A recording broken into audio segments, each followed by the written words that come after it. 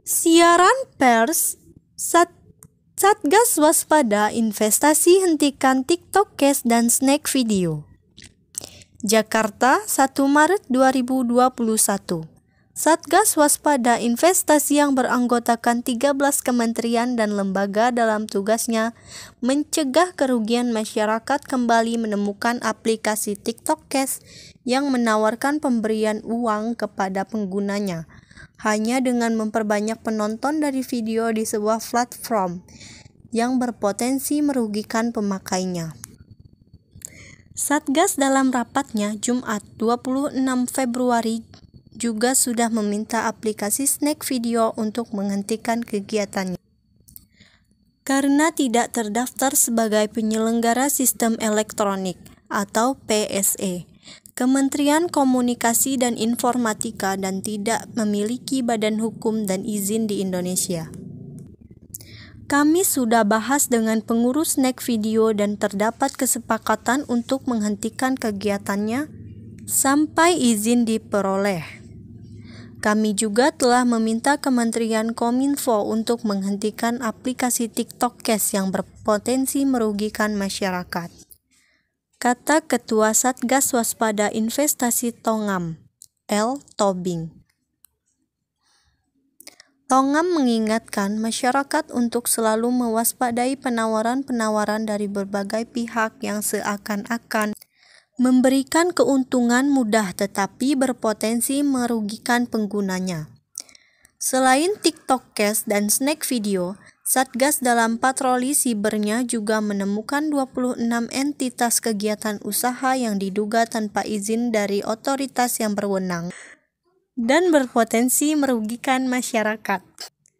Dari 28 entitas tersebut diantaranya melakukan kegiatan sebagai berikut.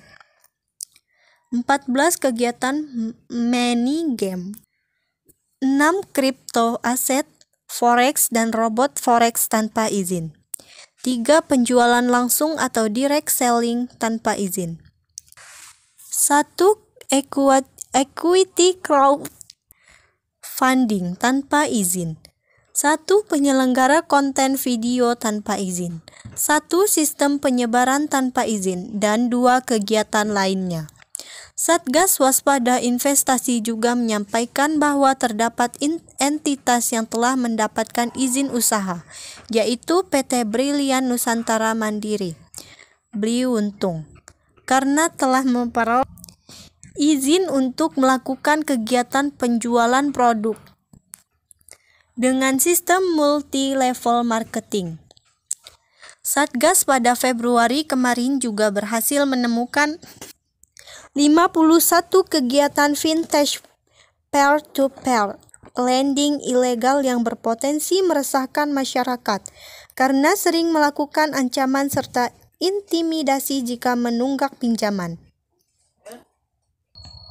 Satgas Waspada Investasi terus berupaya memberantas kegiatan vintage peer-to-peer lending ilegal ini antara lain dengan cara mengajukan blokir website dan aplikasi secara rutin kepada Kementerian Komunikasi dan Informatika, serta menyampaikan laporan informasi kepada Bareskrim Polri untuk proses penegakan hukum. Sejak tahun 2018 sampai dengan Februari 2021, Satgas sudah menutup sebanyak 3.107 vintage lending ilegal. Selain menemukan vintage peer-to-peer lending ilegal dan kegiatan investasi ilegal, Satgas Waspada Investasi juga menemukan 17 usaha pergadaian swasta ilegal yang dilakukan tanpa izin dari OJK, sesuai dengan Peraturan Otoritas Jasa Keuangan Nomor 31/POJK /05/2016 tentang usaha pergadaian atau POJK. Dalam ketentuan POJK tersebut, seluruh kegiatan usaha penggadaian swasta diwajibkan untuk mendaftarkan diri kepada Otoritas Jasa Keuangan dalam tenggat batas waktu 2 tahun sejak POJK tersebut terbit, yaitu batas akhir Juli tahun 2019.